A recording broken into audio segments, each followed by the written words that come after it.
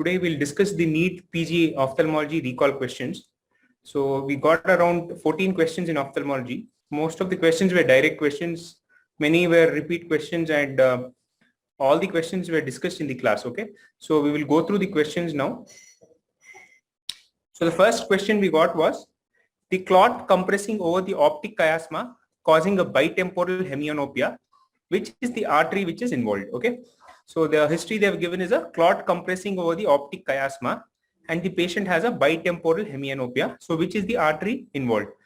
The options were anterior communicating artery, anterior cerebral artery, anterior choroidal artery, and posterior communicating artery. So the answer is anterior cerebral artery. So we have to remember that the optic chiasma receives blood supply from both the anterior cerebral artery and the superior hypophyseal artery. So this supplies the optic chiasma and the intracranial portion of the optic nerve. Whereas the optic tract receives blood supply from the anterior choroidal artery and the posterior communicating artery. So the answer will be anterior cerebral artery. So the anterior cerebral artery and the superior hypophyseal artery supply the optic chiasma. So we'll briefly study about the relation to the optic chiasma. So we should remember that the circle of Willis encircles the pituitary stalk and the optic chiasma. So laterally, the optic chiasma is bound by the anterior perforated substance, anteriorly by the optic nerve, posteriorly by the optic tract, tuber cinereum, pituitary stalk, superiorly by the supraoptic recess of the third ventricle. Okay, so this is the important relationship of the optic chiasma. Next question is, the corneal transparency is decided by, and the options were chondroitin sulfate, keratin sulfate, heparin, and hyaluronate. So in the class, we already discussed about the importance of the corneal transparency and the various factors helping in maintaining the transparency of the cornea. So the answer for this question is keratin sulfate. So the amount of keratin sulfate found in the cornea, we have to remember, is 10-fold higher than that found in the cartilage and about 2 to 4 times higher than that found in the other tissues. Okay. So the keratin sulfate is produced by the corneal keratocytes. The keratocytes, they play an important role in the corneal hydration. Okay, corneal keratocytes.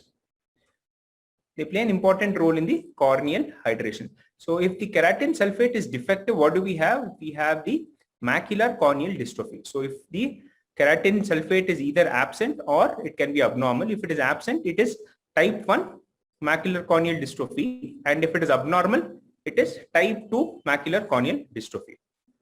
So this is the importance of keratin sulfate. So we have to know about the various factors which are important for maintaining the transparency of the cornea. So the first important factor is the arrangement of the corneal lamellae. So the arrangement was described by Morris in the year 1957. This we have discussed in the class. This is the main factor which is responsible for maintaining the transparency of the cornea.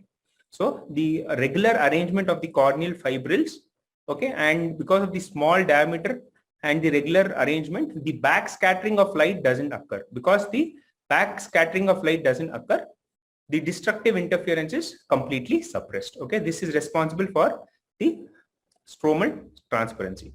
The second one is, we know that the cornea is avascular. The cornea does not have any blood supply.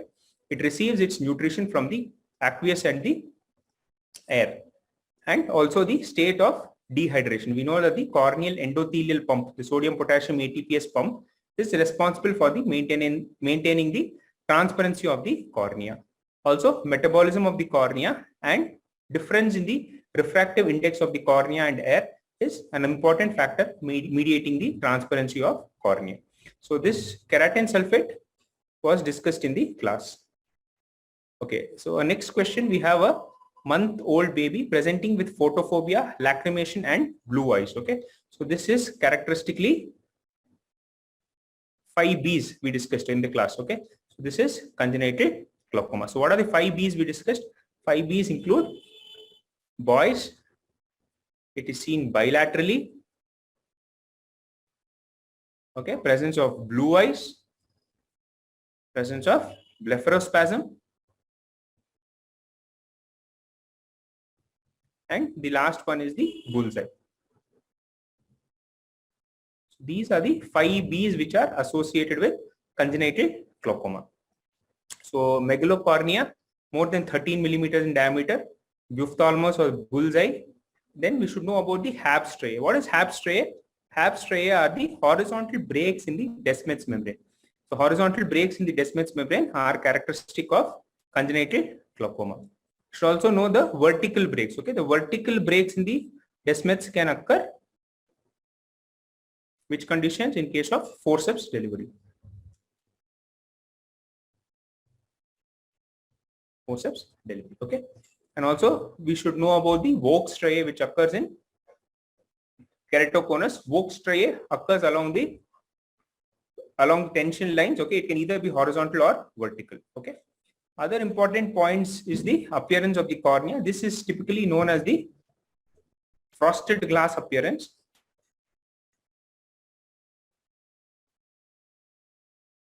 Frosted glass appearance of the cornea.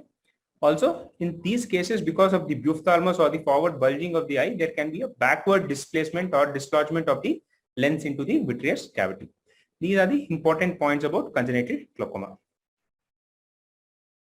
Next, okay, the question we have is a 15-year-old girl who's non-compliant for the use of myopic glasses. What can be prescribed for this patient? Okay, so this we have a 15-year-old girl. Okay, and some places they have given it as myopic glasses. Some patient they have given it as myopic astigmatism. Okay, so this.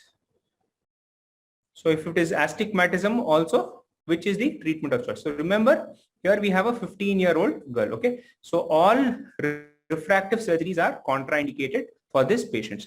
Why is it contraindicated for these patients?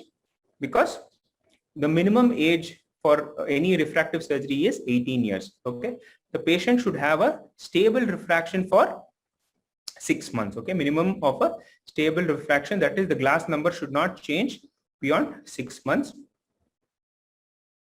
Okay, so the patient should be 18 years of age, should have a stable refraction. The corneal topography or the pentacam scan should be normal in these patients. Okay, there should not be presence of any ectasia like keratoconus. Okay, so the corneal topo should be normal in these patients. So these are the prerequisites for doing any refractive surgery. So LASIK is ruled out, femtosecond LASIK is ruled out. What is ICL? ICL stands for implantable collamer lens. Okay, implantable collamer lens. In the class I told you about ICL and bioptics. Okay, what is ICL? Implantable collamer lens is used for those having a very high number. Okay, when the refractive error is more than -12, -13 diopters, we cannot do a refractive surgery. We cannot do a LASIK or femtosecond LASIK. So these patients can be corrected with a implantable collamer lens. Okay, this is produced by a company called Star ICL. Okay, this is patented by Star Vision ICL. Okay, so this is a Swiss company, and the lenses are ordered based on the patient's anterior chamber depth, patient's horizontal white to white, and the UBM readings. Okay, so these readings have to be taken before putting in an ICL. Again, ICL are absolutely contraindicated in patients below 15 years of age. So the patient should be more than 18 years of age. For putting an ICL, the patient should have a stable refraction. Another important prerequisite for an ICL surgery is that patient's anterior chamber depth. Okay, the anterior chamber depth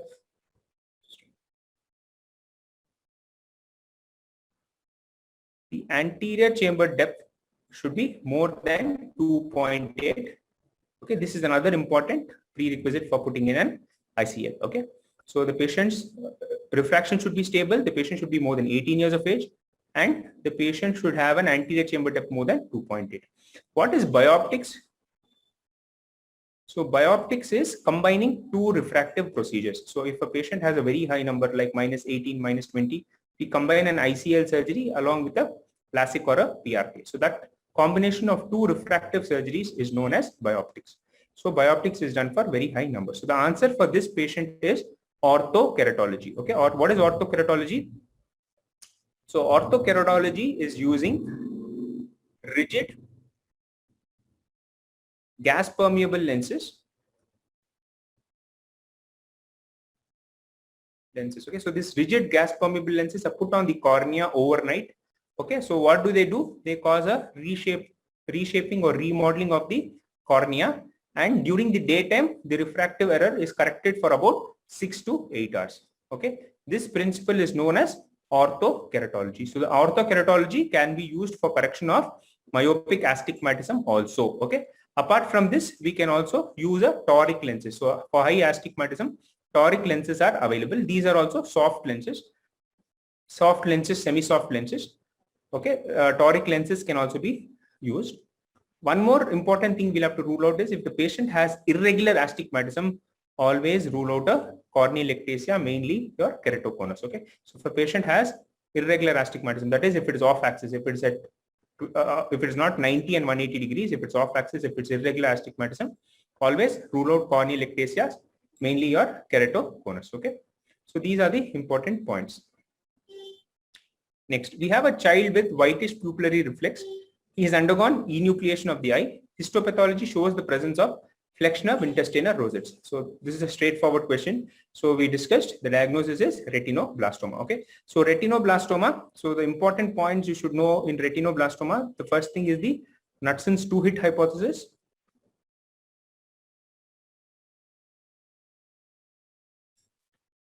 Okay. You should know the Knutson's two-hit hypothesis. You should know also what are the common presentation. The presentation, the patient comes either with a leukocoria, strabismus. So patient presents with leukocoria, strabismus, can also present with a convergent squint, and secondary glaucoma.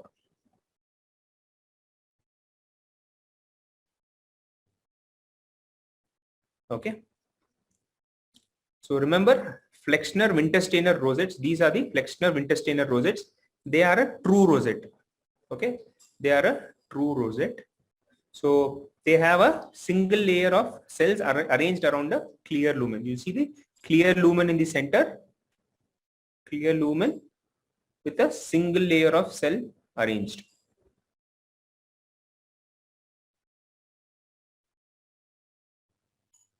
Which is arranged. Another presentation is the Homer Wright rosettes. Okay. Homer Wright rosette. These are also characteristic of your retinoblastoma. So the Flexner Wintersteiner rosettes, the Homer Wright rosettes, and the florets. These are the histopathological findings in a retinoblastoma. Next, you should know about the staging. You should know about the Rees-Ellsworth classification. We have discussed the Rees-Ellsworth classification in the class. This is very important for prognosticating the case. So if you want to know which cases is favorable, which is unfavorable, again, it helps in deciding on the treatment modality. So if you want to do a surgery, if the stage is, if it is a group 1 or a group 2 with a favorable prognosis, you can go ahead with a enucleation or a accentration surgery. If there is spread to the optic nerve, if there's intracranial metastasis, okay, if there's tumor seedling, if there's seedling into the vitreous cavity, okay, all these indicate a very poor prognosis. In such cases, we have to opt for systemic chemotherapy. So which is the systemic chemotherapeutic agents of choice? So remember, so the chemotherapeutic regime used is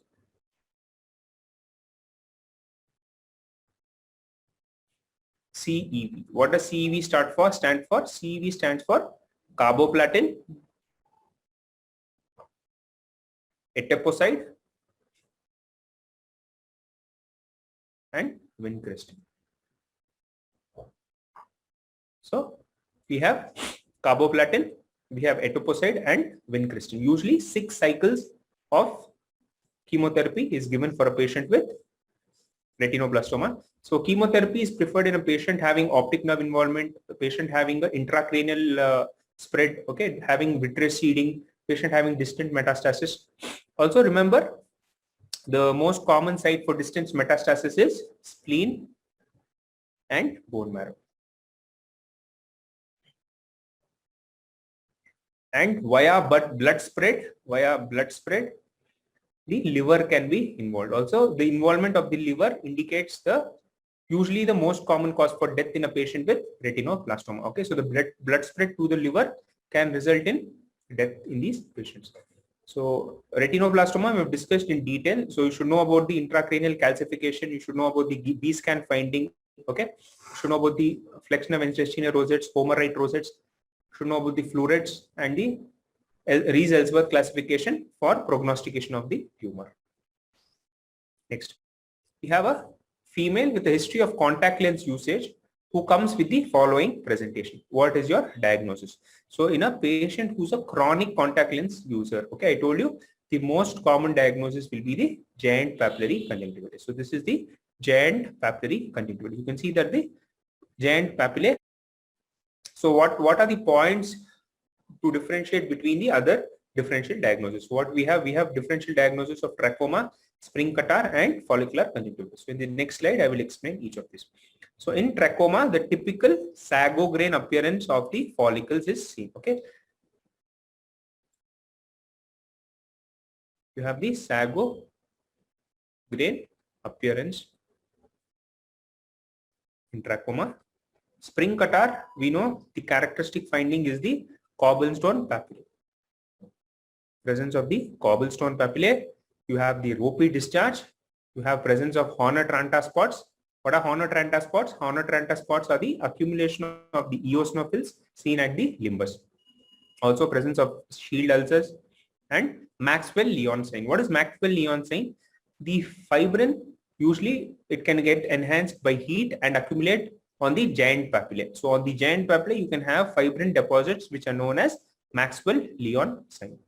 Also, another differential is the limbal vernal keratoconjunctivitis. Limbal vernal keratoconjunctivitis, you have the Horner-Tranta spots, you have the pseudogerontoxon, you have the subepithelial scarring which is seen. Okay, this is how you differentiate each of them. Okay, trachoma typical appearance is the sago grain appearance of the follicles. Okay. Next, we have a 33-year-old female who comes with a complaint of diminishing vision on right halves of both eyes. Okay, right halves of both eyes. So what does right halves of both eyes mean? So the patient is having diminution of vision in the right halves of both eyes. So what type of a temporal hemianopia it is? It is a homonymous hemianopia. Okay, so it is a right-sided homonymous hemianopia. So what is the level of the lesion we discussed? It is the contralateral optic tract. Okay, the contralateral optic tract is the left optic tract. So the answer is left optic tract. So this slide we have discussed in the class. Okay, so this is the pathway. You should know the various level of lesions and the presentation of the patient. So if it is a involvement of the optic nerve, unilateral optic nerve, there is an ipsilateral monoocular vision loss. There's an ipsilateral monoocular vision loss. Next is the optic chiasma. In the optic chiasma, what happens? There is crossing over of the nasal fibers from the opposite side. So the patient will have a bitemporal hemianopia. Okay, because of the crossing over of the nasal fibers from the opposite side, bitemporal hemianopia is seen in these patients. If it is when will a patient have a binasal hemianopia?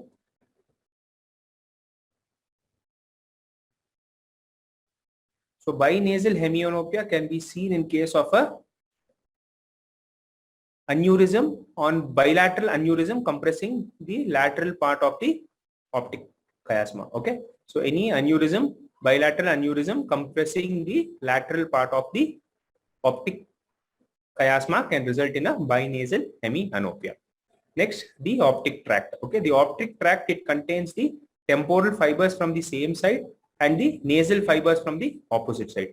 So whenever there is a optic tract lesion, it results in a contralateral homonymous hemianopia. This is a contralateral homonymous hemianopia. This is what they have asked in our question. Okay, so optic tract involvement will result in a contralateral homonymous hemianopia.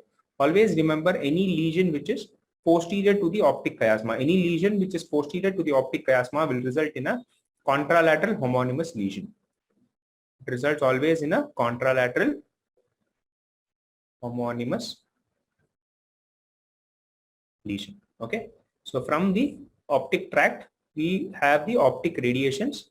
The optic radiations, some fibers of the optic radiation travels to the temporal lobe, some travels through the parietal lobe. So any lesion affecting the parietal fibers will result in the pie in the floor.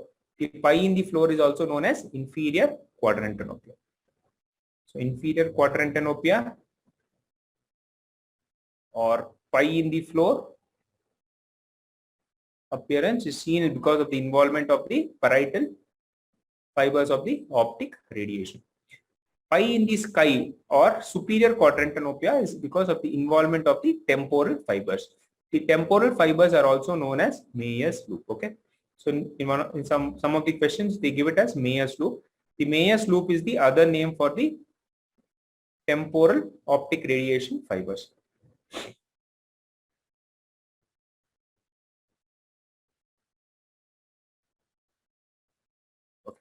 So the last lesion is the involvement of the occipital cortex. Here we have to remember another important point, that the occipital cortex receives dual blood supply. Okay, it is from the posterior cerebral artery and the middle cerebral artery, because it is a watershed area receiving blood supply from both the posterior cerebral artery and the middle cerebral artery. Often involvement of the occipital cortex will result in the central field of vision being preserved. This is known as the macular sparing. Macular sparing. Okay, so in an occipital tract lesion, you will have a contralateral homonymous hemianopia with macular sparing. The reason for the macular sparing is because of the watershed area, which is supplied by the posterior cerebral and the middle cerebral artery. So a few points about the junctional scotoma of trachea and the lesions of the optic chiasma. Just 1 minute. So what is the junctional scotoma of trachea? So what happens if the lesion is at the junction of the optic nerve and the optic chiasma? So if there is some lesion is somewhere here, okay, it is at the junction of the optic nerve and the optic chiasma. So what will happen? So it will result in a ipsilateral monocular central visual field defect and a contralateral junctional scotoma in the temporal field of vision. This is known as the junctional scotoma of trachea. Okay, I'll repeat again. Any tumor compressing on the junction of the optic nerve to the optic chiasma will result in the ipsilateral central field of loss of vision, contralateral junctional scotoma of trachea, usually in the temporal quadrant. Another important point we have to learn is about the chiasmatic lesion. This I have explained in the class also. So this they will usually ask. Okay. So we know that any chiasmatic lesion will produce a bitemporal hemianopia.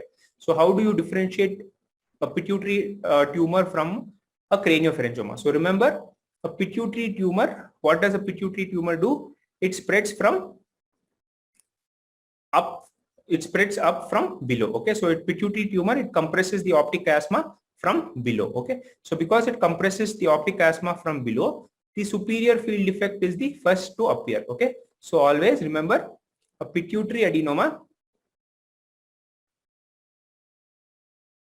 will result in a descending type of bitemporal hemianopia.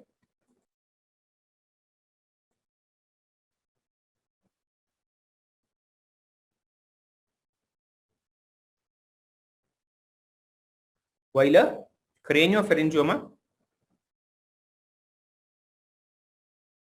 will result in an ascending type. Ascending type. Why ascending type? Again, craniopharyngioma compresses the optic chiasma from above. Because it compresses the optic chiasma from above, the visual field defect begins from inferior to superior. Therefore, it results in an ascending type of a bitemporal hemianopia. This also has been asked and can be asked in the future question exams. Okay. So next we have a patient of primary open angle glaucoma. He's a known case of bronchial asthma. Okay. So which is the drug of choice? Okay. So you can see that all the options they've given is prostaglandins. Okay. So which prostaglandin do you want to choose? Okay. So always remember, latanoprost is the safest of the prostaglandin analogs.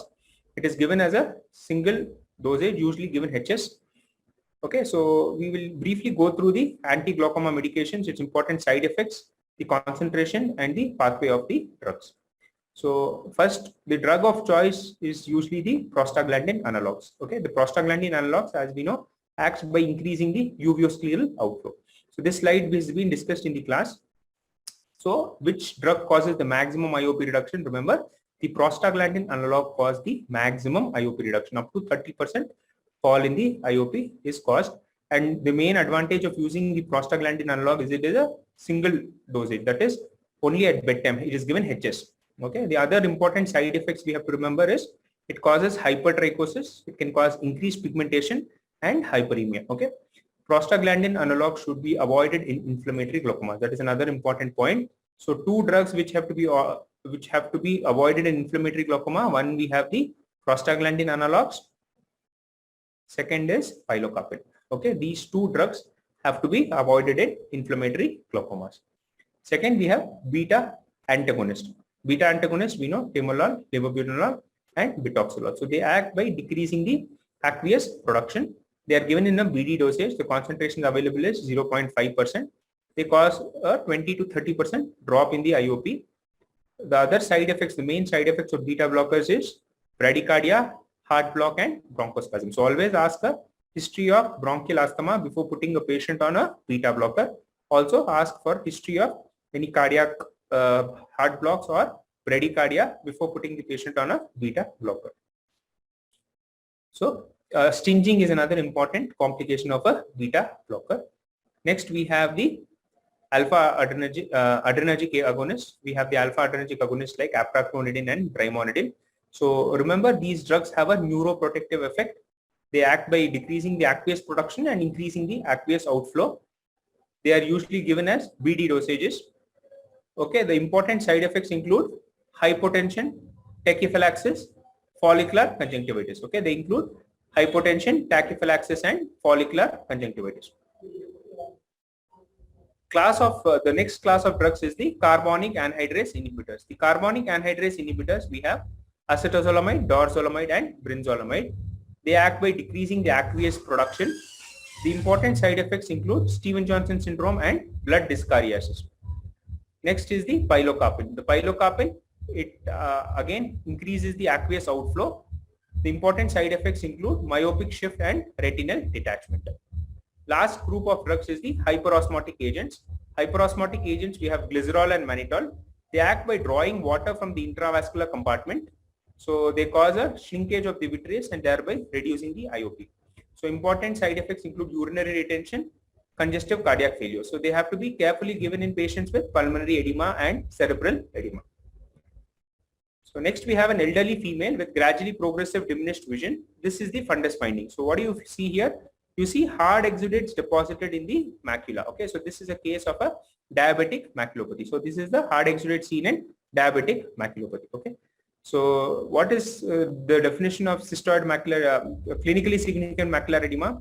The definition of clinically significant macular edema is thickening within 500 microns from the fovea. Okay, so according to the early treatment of diabetic retinopathy study,